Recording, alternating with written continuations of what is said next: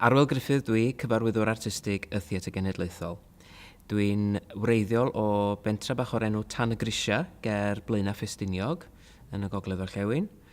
Ac fi eisiau i ysgol y Moelwyn yn Blaenau Ffestiniog, cyn mynd ymlaen wedyn i'r Brifysgol ym Mangor. A mi eisiau'n astudio Cymraeg yn y Brifysgol ym Mangor. Ac ar ôl hynny wedyn, mi eisiau i wneud cwrs ôl radd yn Llundain mewn coleg drama o'r enw Webber Douglas Academy.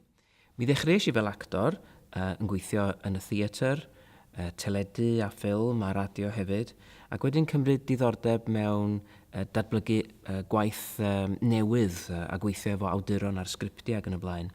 A hefyd datblygu diddordeb mewn cyfarwyddo drama. Ac mi ddechreuais i yn 2008 efo Theatr Sherman yng Nghaerdydd fel cyfarwyddwr cyswllt. Ac wedyn yn 2011 mi ddoes i'n gyfarwyddwr artistig y Theatr Genedlaethol. Mae'r Theatr Genedlaethol yn byw yng Nghaerfyrddin. Y llwyfan ydy enw cartra y cwmni. Yma mae gennym ni ystafell ymarfer a swyddfeydd. A da ni'n cynhyrchu amrywiaeth o waith drwy'r flwyddyn. Fel arfer ryw 4 neu 5 o gynhyrchiadau. Mae rhain yn amrywio o gyfieithiadau weithiau o glasuron byd y theatr. Glasuron rhyngwladol hynny yw.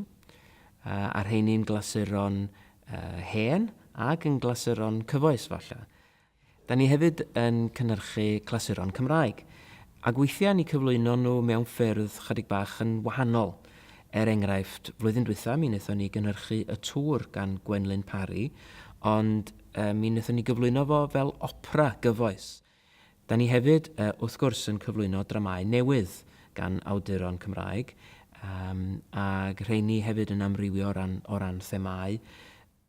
Da ni'n llwyfannu cynhyrchiadau ar brif lwyfannau yn theatra ar draws Cymru.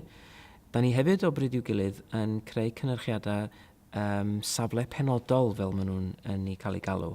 Sef cynhyrchiadau sydd wedi cael eu creu'n arbennig ar gyfer un safle. Enghraifft, flwyddyn diwethaf mi wnaethon ni gynhyrchu Macbeth yn y Gymraeg, ond i gyflwyno fo yng Nghastell Caerffili, ym mis Chwefror oedd un oer.